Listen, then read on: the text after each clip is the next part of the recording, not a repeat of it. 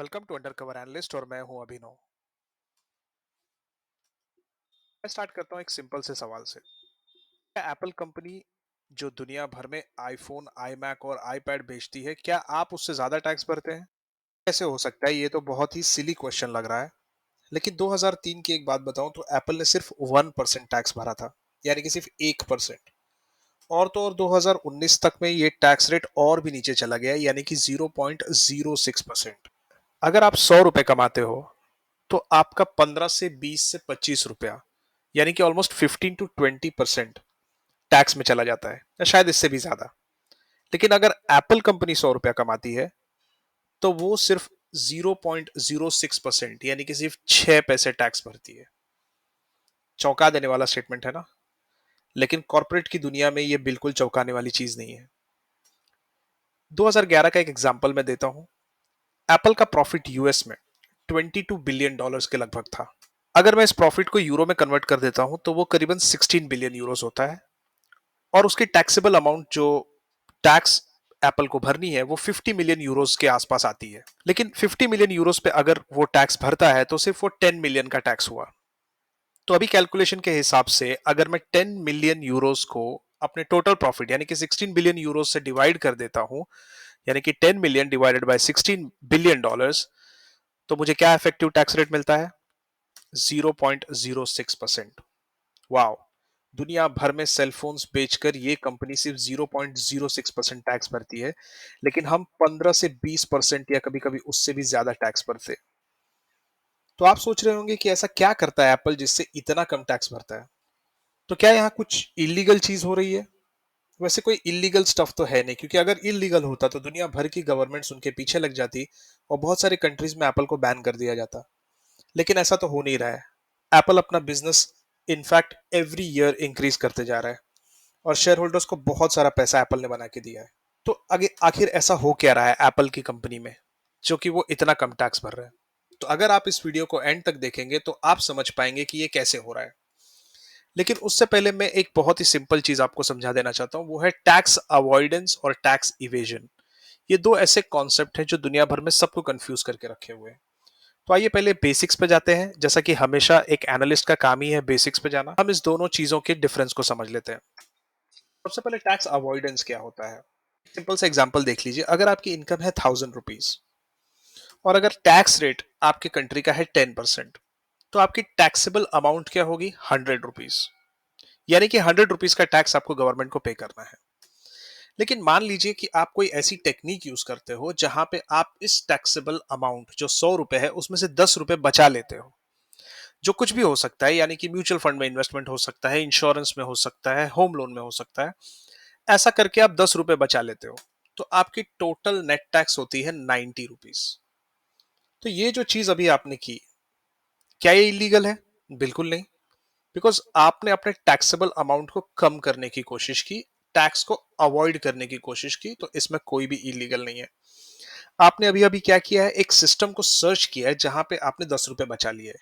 ये totally legal है। और टैक्स फाइलिंग करते वक्त आपने देखा होगा कि आपका सीए, आपका चार्टर्ड अकाउंटेंट खुद आपको ये टेक्निक्स बताता है जहां पे आप टैक्स को बचा सकते हैं। अब आइए देखते हैं टैक्स इवेजन क्या है। टैक्स इवेजन का मतलब है कि पहले ही गवर्नमेंट की नजर में जो ₹1000 आने वाले हैं उसको हम आने ही ना दें। यानी कि ₹1000 की इनकम हुई है फिर भी हमने इनकम ₹500 ही बताई है। तो अगर ₹500 इनकम है तो अगर आप देखेंगे टैक्स रेट में 10% वापस कंसिडर करता हूं तो टैक्स होगा सिर्फ ₹50। तो यहां पे हुआ क्या है? यहाँ पे क्या टैक्स इवेजन जो अभी हुआ है वो इलीगल है? देखिए, आपको बहुत ध्यान से समझना होगा। टैक्स इवेजन में जो ₹500 पे आपने ₹50 भरे हैं वो इलीगल तो नहीं है। लेकिन जो आपने ₹1000 की इनकम को ₹500 दिखाए हैं, वहां पे कुछ इलीगल हो सकता है। अब छोटे स्तर पर ये इलीगल हो जाता है, लेकिन बड़े स्तर पर इतने सारे लोग इसके पीछे इन्वॉल्व हैं कि इसको एक लीगल रूप दे दिया जाता है। नजर डालते हैं दुनिया भर के टैक्स रेट्स पे। Australia 30%, Canada 26, France 33, Germany 30, Netherlands 25। Interesting ये है कि यूरोपियन यूनियन, वहां पे एवरेज टैक्स रेट 20.5% है, जबकि ग्लोबल एवरेज टैक्स रेट 24% है। तो यूरोप में रहने का कुछ तो एडवांटेज है कंपनीज को। अब हम बात करते हैं मल्टीनेशनल कॉरपोरेशंस की। तो क्या मल्टीनेशनल कॉर्पोरेशंस ये काम करने के लिए हवाला यूज करते हैं? वो हवाला यूज नहीं करते क्योंकि उनका पैसा पूरा का पूरा वाइट होता है, यानी कि लीगल पैसा होता है। कोई कैश में तो पैसा होता नहीं। तो वो क्यों बिलियंस ऑफ डॉलर्स एक कंट्री से दूसरे कंट्री में रूट करते जाते हैं, ताकि उस पे टैक्स ना लग सके। अपने प्रॉफिट्स को एक कंट्री से दूसरे, दूसरे कंट्री से तीसरे कंट्री में घुमाते रहते हैं। तो क्या ये इलीगल है? हम आगे जाकर ये समझेंगे कि सही में अगर ये इलीगल है या लीगल है। लेकिन वो एग्जैक्टली करते क्या है, ये सबसे बड़ा क्वेश्चन है। तो वो 20th सेंचुरी की एक बहुत बड़ी सिस्टम को यूज करते हैं जिसको कहते हैं टैक्स हेवंस। लेकिन टैक्स हेवन बताने के पहले उनकी कुछ अनोखी चीजें मैं यहाँ पे बताना चाहूंगा। जैसे कि एस&पी, जो यूएस की टॉप 500 कंपनीज है, उनमें से 358 कंपनीज का सब्सिडरीज टैक्स हेवन में खुला हुआ है। अब ये सब्सिडरी क्या होता है? एक सब्सिडरी वो होता है जो कंट्रोल किया जाता है एक पेरेंट कंपनी के थ्रू। तो एक पेरेंट के बहुत सारे सब्सिडरी हो सकते हैं। पेरेंट कंपनी उसके अंदर एक मेजॉरिटी स्टेक होल्ड करता है और सब्सिडरी के सब शेयर्स उसके पास होते हैं। इससे जो भी बड़े डिसीजन उस सब्सिडरी कंपनी को लेने होंगे वो पूरा कंट्रोल्ड होगा पेरेंट कंपनी से। तो यहां पर हम वापस आते हैं। देखिए, 72% कंपनीज यूएस की टॉप 500 में से जिनके पूरे सब्सिडरी टैक्स हेवेंस में हैं, अपने पैसे को टैक्स हेवेंस के थ्रू रूट करते हैं। और अगर हम एक नंबर देखें तो कम से कम $2 ट्रिलियन तक का profit every year US tax system से बचा लिया जाता है। क्या ये इलीगल है? लेकिन ये एमएनसीज इतना स्मार्ट खेलते हैं कि लॉ के लूप होल्स को यूज करके ये पूरा स्ट्रक्चर लीगल बनाया जाता है। इसमें लॉयर्स, अकाउंटेंट्स और अटॉर्नीज सब इन्वॉल्व हैं। यहाँ मेरे पास कुछ कंपनियों के नाम हैं, जैसे Nike, Apple, city group, Pfizer, Google, Microsoft और वॉलमार्ट। ये कोई छोटी कंपनीज नहीं है। ये सब बड़ी कंपनीज यूएस की इन्वॉल्व हैं इस टैक्स हेवन के चीजों में, यानी कि अपना प्रॉफिट्स टैक्स हेवन में पहुंचा देना, जिससे बहुत ही कम से कम टैक्स हमें लग सके। लंदन की कंपनीज पर एक नजर डालते हैं। फुटसी 100 जो यूके का इंडेक्स है, उसमें टोटल 100 स्टॉक्स हैं। उसमें से 98 कंपनीज के पैसे टैक्स हेवन में सब्सिडरी के थ्रू रूट हो रहे हैं। ये 98% का नंबर का मतलब है ऑलमोस्ट सभी कंपनी फुटसी 100 में से, यानी कि लंदन के स्टॉक एक्सचेंज में से टैक्स हेवन में। सबसे चौंका देने वाली चीज ये है कि इन 98 कंपनीज के करीबन 34,216 सब्सिडरी कंपनीज हैं। तो आप इमेजिन करिए कि एक कंपनी के लगभग 4 से 5 हजार सब्सिडरी कंपनीज। अब सब्सिडरी कंपनीज का नेटवर्क इतना उलझा हुआ है कि आपको फंड्स का ओरिजिनेशन ट्रेस करना या उसके एंड यूज को ट्रेस करना इम्पॉसिबल सा टास्क हो जाता है, और ये टैक्स इवेजन के लिए किया जाता है। ये इतना कॉम्प्लेक्स नेटवर्क ऑफ सब्सिडरीज को खड़ा कर दिया जाता है ताकि पैसे का ट्रांसफर या ओनरशिप या कंपनी की ओनरशिप या उसके बोर्ड ऑफ डायरेक्टर्स, ये सब चीजें पता करना बहुत ही मुश्किल हो जाए। ये यहाँ पे मेरे पास एक ग्राफ है जहां पे आप देखिए कि वॉलमार्ट की 78 सब्सिडरीज, और इन्होंने $76 billion of assets in countries में छुपाए हुए हैं, इन सब्सिडरीज में। और अगर आप देखें तो इनमें से एक भी जगह वॉलमार्ट का एक भी स्टोर नहीं है। ये काफी इंटरेस्टिंग चीज है, बिकॉज वॉलमार्ट की 78 सब्सिडरीज उन कंट्रीज में जहां पे उनके एक भी स्टोर नहीं है, तो आखिर बिजनेस करते कहां से? तो 21st सेंचुरी की एक सबसे अनोखी चीज जो इन्वेंट की गई, टैक्स हेवेंस, उसके बारे में हम यहाँ पे बात करेंगे। टैक्स हेवेंस पूरी दुनिया में एक ऐसे प्रोविंस हैं या ऐसी जगहें हैं जहां पे कोई टैक्स नहीं भरा जाता या फिर बहुत ही लो टैक्स रेट भरा जाता है, और बहुत से बार तो वो ऑलमोस्ट जीरो है। एक हिस्ट्री पे चलेंगे टैक्स हेवेंस की। टैक्स हेवन एस्टैब्लिश कब हुआ? टैक्स हेवन तब से दुनिया में है जब से गवर्नमेंट ने पब्लिक से टैक्स लेना शुरू किया, और ये बहुत ही एक पुराना सिस्टम है, ये कोई नया कॉन्सेप्ट नहीं है। बस इसको 21st सेंचुरी में एक नया मोड दे दिया गया, एक नया रूप दे दिया गया। रोड आइलैंड एक ऐसा प्रोविंस था जिसको ग्रीस ने टैक्स हेवन के रूप में एस्टैब्लिश किया था, और वो भी 1700s में। वहां पर टैक्स रेट सिर्फ 2% था, लेकिन फिर भी आगे जाके रोड्स में भी कैपिटल उतना नहीं आ पाया, क्योंकि बहुत सारे और टैक्स हेवंस खड़े हो गए जहां पर 0% टैक्स रेट था।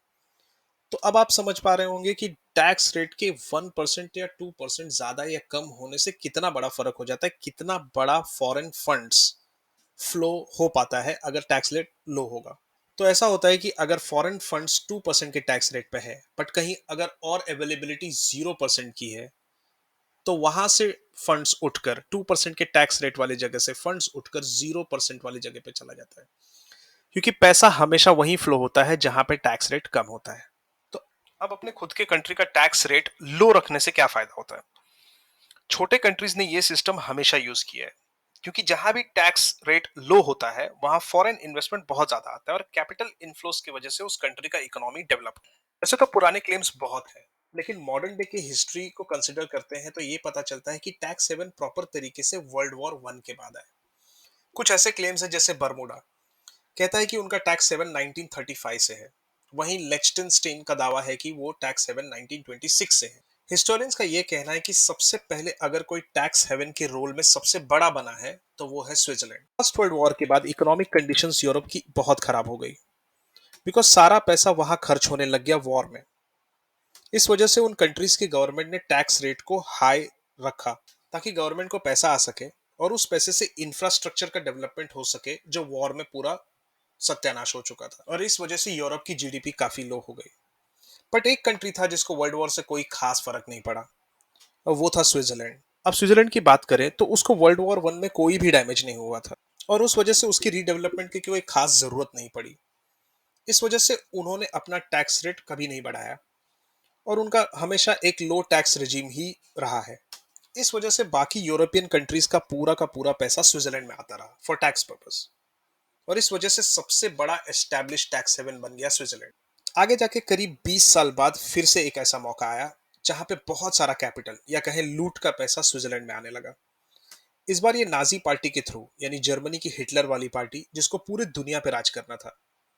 स्विट्जरलैंड की बैंक्स ने कोई भी तरीका नहीं छोड़ा पैसा अंदर लाने के लिए, और किसी भी तरीके के पैसे को मना नहीं किया, और जितना भी कैपिटल आया उसे आने दिया, चाहे वो पैसा लूट का हो या जूस की लाश में से निकाला हुआ सोना हो। स्विट्जरलैंड ने किसी भी पैसे को मना नहीं किया। ऐसे ही करीब अब 70 से भी ज्यादा टैक्स हेवन दुनिया में बन चुके हैं, जिनमें से सबसे प्रोमिनेंट मैंने आपको एग्जांपल दिया स्विट्जरलैंड का। लेकिन छोटे छोटे इतने सारे हैं जो बहुत ही बड़े बड़े एसेट्स अपने पास डेवलप कर चुके हैं, और दुनिया का बहुत बड़ा बड़ा पैसा वहां पर पहुंच जाता है। अब 1950 के बाद टैक्स बचाने का ये आइडिया कॉर्पोरेशंस को मिल गया। फिर दुनिया की बड़ी मल्टीनेशनल कंपनीज ने अपना रेवेन्यू टैक्स हेवन के थ्रू रूट करना शुरू कर दिया, जिससे वो टैक्स बचा सके।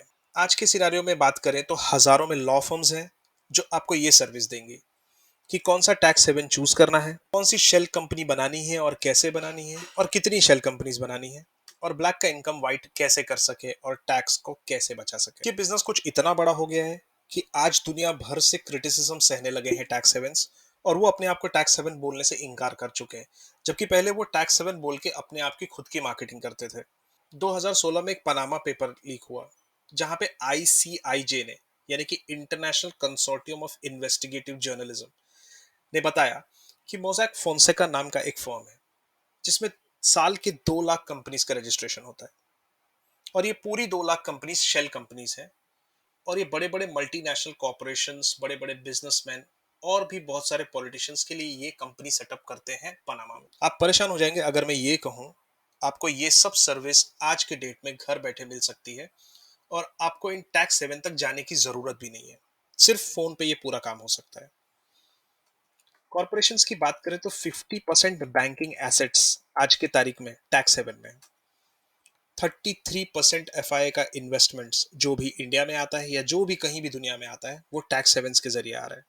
83 आउट ऑफ 100 कंपनीज जो टॉप यूएस की कंपनीज है वो भी टैक्स हेवन में है। और अगर मैं इन सब का टोटल करूं तो करीबन 18 ट्रिलियन डॉलर्स आज टैक्स हेवंस में पड़ा हुआ है। ये कुछ नाम है मेरे पास जो पॉपुलर टैक्स हेवंस हैं: Ireland, Netherland, Switzerland, Panama, Bermuda और लक्समबर्ग। अब टैक्स हेवन को ये सब करने का क्या फायदा मिलता है? अगर आप एक नजर डालें तो ये कंट्रीज काफी छोटे हैं स्विट्जरलैंड को छोड़ के, और इनका दो तरीके का फायदा होता है। कंपनी की रजिस्ट्रेशन फी मिलती है। जब भी ये कोई कंपनी को ओपन करते हैं तो इनको एक रजिस्ट्रेशन फी मिलता है at the start of the year, और फिर एवरी ईयर इनको एक मैनेजमेंट फी मिलता है। तो आप बोलेंगे कि ये तो कोई बहुत बड़ी फी नहीं है, लेकिन ये छोटे कंट्री के लिए इतना ही फी बहुत बड़ा हो गया, क्योंकि ये साल में 2 लाख कंपनीज ओपन कर रहे हैं, और बड़े कॉर्पोरेशन के लिए बहुत ही छोटा अमाउंट है जिसपे वो कभी ध्यान नहीं देते। सबसे बड़ी एटलीस्ट 40 कंट्रीज ऐसी हैं जो अपने आप को टैक्स हेवन बोल के प्रमोट कर रही है। डेंजरस चीज ये है कि इनमें से कुछ ने क्रिमिनल्स को जगह दे रखा है और उनके पैसे की लॉन्ड्रिंग में हेल्प कर रही है। कंपनी फॉर्मेशन बिना किसी डॉक्यूमेंट्स के हो जाता है, जिससे ये पूरा प्रोसेस इतना इजी हो गया है कि बड़े मिलियनर्स दुनिया भर से कुछ चंद मिनटों में टैक्स हेवन में अपना अकाउंट खोल लेते हैं। तो आखिर ये होता कैसे है? ऐसे तो हजार तरीके हैं टैक्स हेवन तक पैसा पहुंचाने के, लेकिन सबको कवर करना पॉसिबल नहीं है। यहाँ पे मैंने दो ऐसे टेक्निक्स समझाने की कोशिश की है जहां पे बड़ी कंपनीज अपना पैसा टैक्स हेवन तक पहुंचा देती है। मान लीजिए आपका एक्सपोर्ट है 100 रुपए, तो मनी फ्लोइंग इन इज 100, यानी कि पैसा 100 रुपया अंदर आएगा।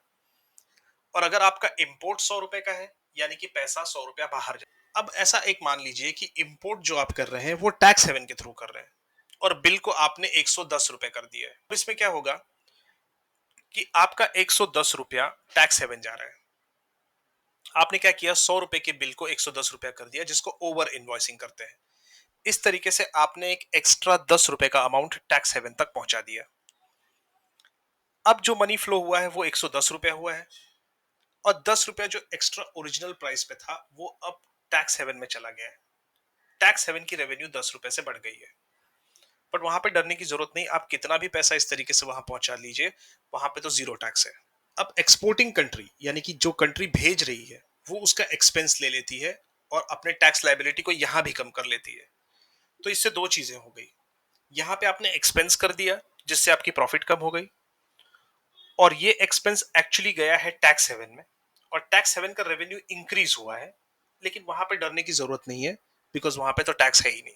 सेकंड है शेल कंपनीज। शेल कंपनीज का एक ऐसा नेटवर्क बनाया जाता है जहां पर मल्टीपल कंपनी के सब्सिडरीज का जाल बनाया जाता है, जहां पेरेंट कंपनी के 50 सब्सिडरी और एक सब्सिडरी के और 50 सब्सिडरी ऐसे बनाए जाते हैं। और बिलीव मी, मैं बिल्कुल भी बढ़ा चढ़ाकर बात नहीं कर रहा, ये बहुत ही नॉर्मल है एमएनसीज के लिए। ये कंपनी एक्चुअली में कोई बिजनेस नहीं करती है, बस एक अकाउंट्स का नेटवर्क बनाया जाता है जहां पैसे यहां से वहां ट्रांसफर किए जाते हैं।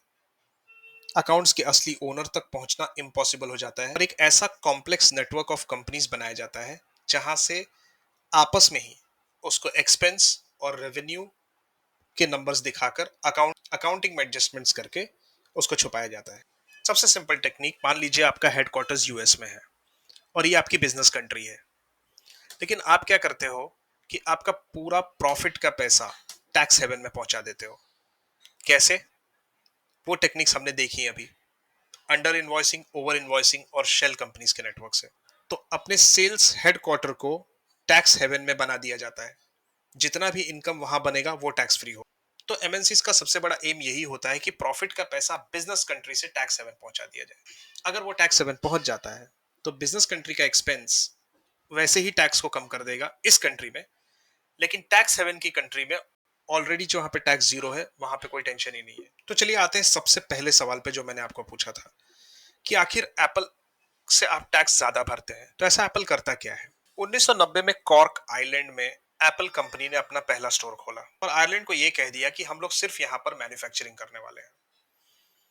तो उनको जो भी टैक्सेशन होगा वो सिर्फ मैन्युफैक्चरिंग पे होगा, मार्केटिंग और टेक्नोलॉजी जैसी चीजों पे टैक्सेशन नहीं होगा। अगर ये शर्तों को आयरलैंड ने मंजूर नहीं किया तो एप्पल कहीं और चला जाएगा।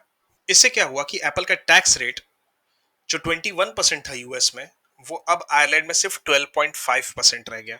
और अब एप्पल की पूरी दुनिया की रेवेन्यू आयरलैंड में टैक्स होने लगी। कैसे? देखिए, पूरे दुनिया भर से जो भी रेवेन्यू आता है, यानी कि यूरोप में कोई सेलफोन बिका हो, इंडिया में बिका हो या मिडिल ईस्ट में बिका हो, सेलफोन, आईपैड जो भी है, वो सब चीजों का रेवेन्यू जाता है आयरलैंड। जबकि इसकी ओरिजिनल कंट्री तो थी यूएस, लेकिन ये पूरा रेवेन्यू जाता है आयरलैंड में, बिकॉज आयरलैंड वाली कंपनी को या आयरलैंड वाले एप्पल के वो सब्सिडरी को ये राइट्स मिले हैं कि वो पूरे रेवेन्यू को कलेक्ट करें। लेकिन 12.5% तो भी बहुत बड़ा टैक्स है, मैंने तो 0.06 की बात की थी। तो ये कैसे पॉसिबल है?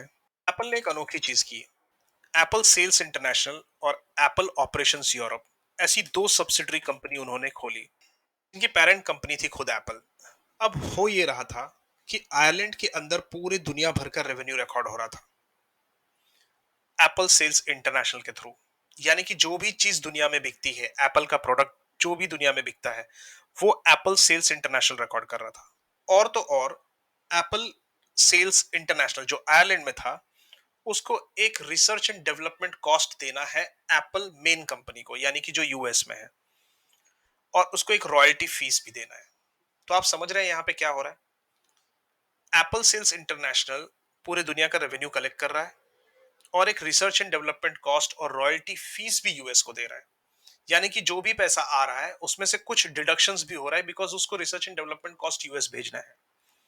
तो यहाँ पे कुछ रेवेन्यू कम भी हो रहा है, और जो रेवेन्यू कम हो रहा है उसके ऊपर ऑलरेडी इतना कम टैक्स है आयरलैंड के अंदर कि जब हम इफेक्टिव टैक्स रेट निकालते हैं, जैसे कि हमने पहले निकाला था जो 0.06 आया था, तो उस तरीके से जब हम टैक्स रेट निकालेंगे तो हमको पता चलेगा कि ईयर ऑन ईयर एप्पल सिर्फ 0.5% से लेके 1% के बीच में टैक्स भर रहा है। तो ये एक सिंपल सी चीज यहाँ पे हो रही है।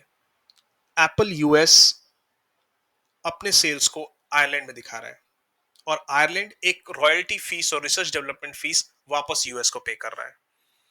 तो इस तरीके से क्या हो रहा है कि रेवेन्यू तो पहले डिडक्ट हो रहा है आयरलैंड में, और यूएस में ये हो रहा है कि जो रॉयल्टी फीस से जो भी रिसर्च डेवलपमेंट कॉस्ट से जो भी पैसा आ रहा है उसके ऊपर कोई भी टैक्स नहीं है यूएस में। तो आप देखिए विन विन सिचुएशन हो गया। पैसा सिर्फ यहां का वहां घुमाकर, आयरलैंड से यूएस पैसा घुमाकर बहुत सारा टैक्स का पैसा बच जाता है। और ये स्मार्ट गेम एप्पल और बहुत बड़े बड़े एमएनसीज खेल रहे हैं, जिसकी वजह से 0.5% से 1% तक का ही टैक्स एप्पल भरती है। तो आप बेवकूफ की तरह 15 से 20% या 25% तक टैक्स भरते हैं, लेकिन एप्पल जैसी स्मार्ट कंपनी जिन्होंने 50 लॉयर लगा के रखे हैं और 50 बैंकर्स उनके लिए काम कर रहे हैं, वो सिर्फ 0.5% टू 1% टैक्स भरता है। अगर आपको ये वीडियो पसंद आया हो तो प्लीज लाइक कर दीजिए, सब्सक्राइब कर दीजिए, क्योंकि उससे हमें मोटिवेशन मिलता है कि हम ऐसी और भी चीजें आप तक ले आ सकें।